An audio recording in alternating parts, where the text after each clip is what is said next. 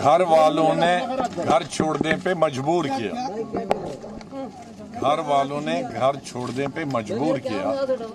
और जहां घर वालों को लगे कि ये आदमी नहीं चाहिए और आदमी को भी लगे कि यहाँ हमको पराया समझते हैं, तो अकल आदमी मंद आदमी का काम है कि वो घर छोड़ के निकल जाए। सर मोदी का एजेंट आपके डीएनए पर सवाल उठाए गए, पार्टी की तरफ से कहा गया कि आपका डीएनए मॉडिफाइड हो गया है। और जिस तरीके से राज्यसभा में आपकी विदाई के दिन प्रधानमंत्री ने भावुकता भरा भाषण दिया, उन सबको जोड़कर कहा जा रहा है कि आपका रिमोट कंट्रोल प्रधानमंत्री के हाथों में है, बीजेपी के हाथों में है, और आप एजेंट हैं प्रधानमंत्री नरेंद्र मोदी के। नरेंद्र मोदी या बीजेपी से वो मिले हैं जो नरेंद्र मोदी का सपना पूरा किए। मैं नहीं हूं, मुझे क्यों? नरेंद्र मोदी ने क्या कहा? ये लगभग 80 एकड़ में सहजन के पत्तों को उगाते हैं। 100 ग्राम इन पत्तों के पाउडर को लगभग 600 से 800 तक के भाव में आराम से बेच देते हैं। आपको भी शुरू करना है तो अभी डाउनलोड कीजिए फ्रीडम ऐप को। कांग्रेस मुक्त भारत। तो आप सुन रहे थे गुलाम नबी आज़ाद को, जिस तरीके से उन्होंने कांग्रेस पार्टी के सभी पदों से हाल ही में इस्तीफा दिया है। उस पर उनसे पूछा जा रहा था कि क्या वजह रही, क्यों इस तरीके से पार्टी को छोड़ा गया, जिस बड़े कद और पद पर हमेशा से गुलाम नबी आज़ाद जी काबिज रहे थे, कांग्रेस के एक परिपक्व नेता रहे हैं, पुराने नेता रहे हैं। तो उन्होंने कहा कि मुझे घर छोड़। और दूसरा, हमारी लोग में तो ज्यादा पढ़े लिखे नहीं है पार्टी में, और बेचारे बच्चे जो आते हैं और जो ये डीएनए करता है वो खुद कांग्रेस पार्टी के मेंबर तक भी नहीं, वो न ब्लॉक में रहे डिस्ट्रिक्ट। ये स्टोरी प्लांट करने के लिए ही वो यहाँ तक पहुंचे हैं, मिनिस्टर भी पहुंचे, राज्यसभा में पहुंचे।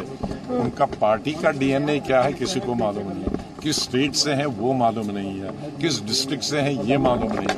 पहले तो अपना वो डीएनए चेक कराएं, वो कहाँ के हैं, किस पार्टी के हैं। वो तो फ्रीलांसर थे कुछ साल पहले, 96, 97, 98 गवर्नमेंट में वो किस गवर्नमेंट के लिए काम कर रहे थे एज मुलाजम में? हमारी गवर्नमेंट नहीं थी, किसकी मुलाजम थे वो? तो उनका डीएनए चेक करें कि किस किस पार्टी में उनका डीएनए रहा। जो हाउस में बैठकर बीजेपी को स्लिपें भेजता था और एज लीडर अपोजिशन में पहली स्लिप से देखता था, उनकी स्लिपें उसको आती थी, इनकी स्लिपें उसको जाती थी। दिन में तकरीबन 100 स्लिपों का उनके बीच में एक्सचेंज होता था। वो हमारा डीएनए चेंज कर रहे हैं। सबसे ज्यादा अफसोस तो यही है कि आउटसाइडर जिनको कांग्रेस का कोई अता पता नहीं है, जो चापलूसी करके या ट्वीट करने के लिए उनको पद मिले हैं, वो आरोप लगाएं तो हमें बहुत अरे सुनो भाई, बोलने दीजिए भैया, आप भी तो कर सकते हो ये चीजें, ये तो सबके लिए बोलिए सर। तो वो हम पर आरोप लगाएं, सामने कैमरास हैं। हाँ। और सब कोई दूसरा कांग्रेसी जिसने हमारे साथ काम किया है तो इसलिए। और मैं ये कह रहा था कि आप पढ़े लिखे लोग हैं, आपने मोदी साहब की एक स्पीच देखी, और अगर किसी को इतना अनपढ़ और जाहिल है कि उस स्पीच के कंटेंट्स पढ़े, जो स्पीच मोदी साहब ने की, उसने मेरे लिए नहीं लोया कि गुलाम नबी जाएगा हाउस से तो मेरा खाना हजम नहीं होगा। उसने एक घटना के बारे में बात की। शुक्र करिए, मैं मोदी साहब को समझता था बड़ा क्रूड आदमी है, शादी नहीं की है, बच्चे नहीं है, बीवी है, तो इसको कोई परवाह नहीं होगा। लेकिन कम से कम इंसानियत तो उसने दिखाई। जब मैं चीफ मिनिस्टर था कश्मीर में, और गुजरात की टूरिस्ट बस पे गाड़ी के अंदर, नॉर्मली गाड़ी के बाहर लगता है ग्रेनेड, शीशा खुला था तो ग्रेनेड गाड़ी के अंदर बस्ट हुआ, तो लोग ऑन स्पॉट मर गए, किसी टांग नहीं थी, किसी की यहाँ नहीं थी, जख्मी हो गए। तो जब सीएम का गुजरात का फोन आया तो आई वॉज क्राइंग, रो नहीं रहा था, क्राइंग जोर जोर से, तो मैं रो रहा था। तो मोदी साहब ने फोन मेरे ऑफिस वालों ने कान में दिया, तो मैंने कहा भाई मैं बात नहीं कर सकता हूँ। तो उन्होंने आवाज मेरे रोने की सुनी, तो फिर मैंने उनको यही कोई कहा, तुम उनको बताओ मैं अभी बात नहीं कर सकता, मुझे पहले इनकी टांगें बाजू जमा करने दो, अस्पताल में इनकी स्टिचिंग करने हैं, जो बच्चे हैं उनको इलाज करना है, जख्मी हुए हैं। फिर दिन भर वो किया, फिर पीएम को पीएम दिन भर, सीएम दिन भर फोन करते थे कितने मरे, कितने जख्मी होंगे, कैसे भेज रहे हो। पीएम से मैंने जब फोन किया कि मुझे 2 जहाज चाहिए, एक में जख्मी भेजने हैं और एक में मुझे जिंदा ये लाशें भेजनी। जब मैं 4 बजे फिर उनको सियाफ करने गया जहाज में, तो लोगों ने फिर रोना, मेरी टांगें, नाराजगी नहीं दिखाई ना। किसी बच्चों ने कहा मेरे बाप दे दो, पिताजी दे दो, किसी ने कहा मेरे पति दे दो या बेबी दे दो। तो मैं फिर फूट फूट के रोया, जो किसी की टेलीविजन ने दिखाया भी है। फिर उस वक्त पीएम ने आया, ये सीएम गुजरात का फोन आया, अरे स्टार्ट हो गया। मैं बोल नहीं सकता, उसी चौक में मैं बोल जब रहा था तब देखा। उसको देखकर उन्होंने किया तो ये कौन सी बुरी बात, ये मेरे लिए नहीं, उस घटना का वो उसने बताया। मैंने कल दोबारा सुनी स्पीच, उसमें कहा कि जैसे इनके परिवार का कोई आदमी गुजर गया, तो वो उस घटना पर रो रहा था।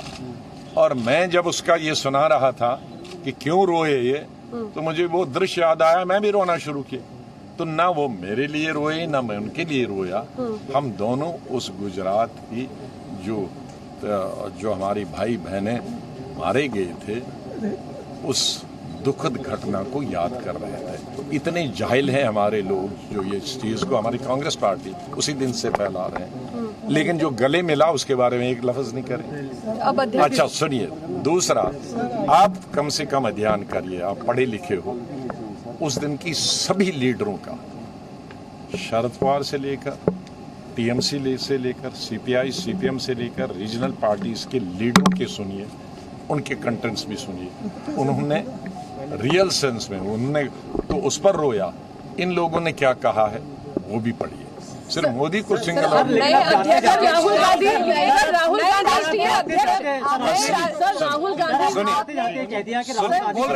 गांधी असली मोदी सब बहाना।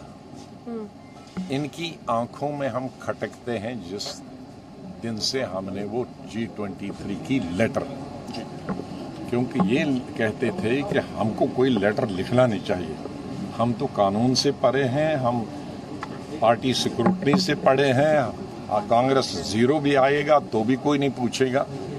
जब हमने चैलेंज किया उनकी फंक्शनिंग का, वर्किंग का, हमारे इलेक्शन नहीं हो रहे हैं, 25 साल से वर्किंग कमेटी नहीं हो रहा है, इलेक्शन कमेटी नहीं हुआ, कमेटियां नहीं है, वो उस दिन से खटक रहा था। उसके बाद बहाने से बहाना करते करते इस स्टेज, और उसके बाद कई मीटिंगें हुई, एक सजेशन भी हम लोग उनकी नहीं माने। हम लोगों ने तो उसी जब लेटर लिखा था, जब मिसेस गांधी के घर में मीटिंग हुई शाम को, 10 हमारे लोग 10, हमने तो उसी में स्पष्ट कर दिया था। मैं पौना घंटा बोला था और अपनी तरफ से सबको बोला था, हमें कोई पद नहीं चाहिए, हमें कोई राज्यसभा नहीं चाहिए, हमें जनरल सेक्रेटरी नहीं चाहिए, हमें पार्टी प्रेसिडेंट नहीं चाहिए, हमें EICC में कोई पद ही नहीं चाहिए। हम 23 अपने आप को ऑफर करते हैं। ये जो इलेक्शन आने वाले हैं 5, उनके लिए कमेटी, कैंपेन कमेटी अभी बनाई है और उस 23 में हम डालेंगे। तो आप कैंपेन कमेटी बनाते हो तब जब इलेक्शन खत्म हो गया होता है। हम अभी 5 महीने हैं, हमें आज बनाइए कैंपेन कमेटी का मेंबर, हम 23 और बाकी। हम 23 वाले खुद अपनी कैंपेन खुद करेंगे, कोई टिकट कांग्रेस का नहीं लेंगे, न जहाज का, न ट्रेन एकोमोडेशन का नहीं लेंगे, प्रेस कॉन्फ्रेंस का नहीं लेंगे, हम मुफ्त अपने आप को डेलीगेट करते हैं। ये कौन सा गुना? ये हमने कांग्रेस बनाने के लिए ऑफर किया था कि मोदी को बनाने के लिए?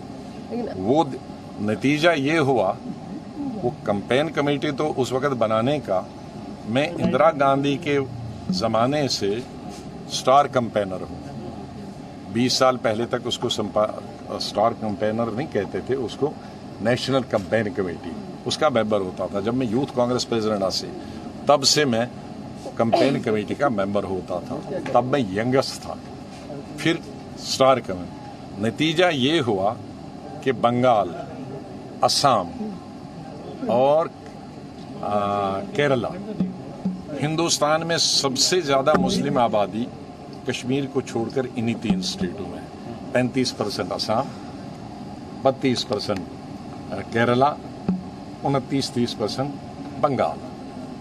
तो पहली दफा 40 साल में मैं उस कमेटी का भी मेंबर नहीं था, 40 दफा पहले। और क्या आया? बंगाल में 0 आया, असम में चली गई, और केरल में 60 साल के बाद हम हार गए। तो क्या उन्होंने पाया? लेकिन अब तो आप लोग की बात मानी जा रही है ना, अध्यक्ष का चुनाव हो रहा है अब। आजाद सर, यही सर आप पार्टी में बोले तो नहीं ना, अब अध्यक्ष का चुनाव हो रहा है, आपकी बात मानी गई, एक तरह से कर सकते थे।